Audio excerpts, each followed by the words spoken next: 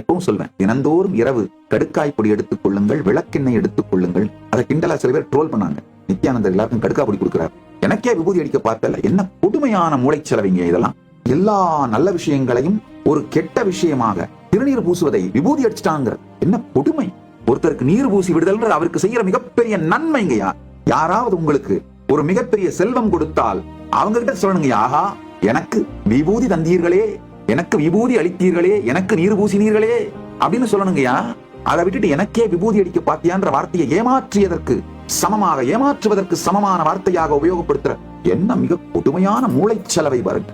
அது மாதிரியான மூளைச்சலவை தான் கடுக்கா கொடுத்துட்டான், விளக்கெண்ணெய் கொடுத்துட்டான். இந்த கடுக்காய் எடுத்துக்கோங்க, விளக்கெண்ணெய் எடுத்துக்கோங்க. ஏன் தெரியுமா சொல்றேன்? விளக்கெண்ணெய்க்கும் கடுக்காய்க்கும் உங்களுடைய பயோ மெமரிய, மசில் மெமரிய டைஜஸ்ட் பண்ற சக்தி உண்டு. நல்லா புரிஞ்சுக்கோங்க. நீங்கள் உண்ட பொருளை வெளியேற்ற லாக்ஸேட்டிவா மட்டும் கிடையாது, உங்கள் உணர்ச்சி கொந்தளிப்பை, சித்த கலக்கத்தை டைஜஸ்ட் பண்ற சக்தி கடுக்காய்க்கும் விளக்கெண்ணெய்க்கும் உண்டு.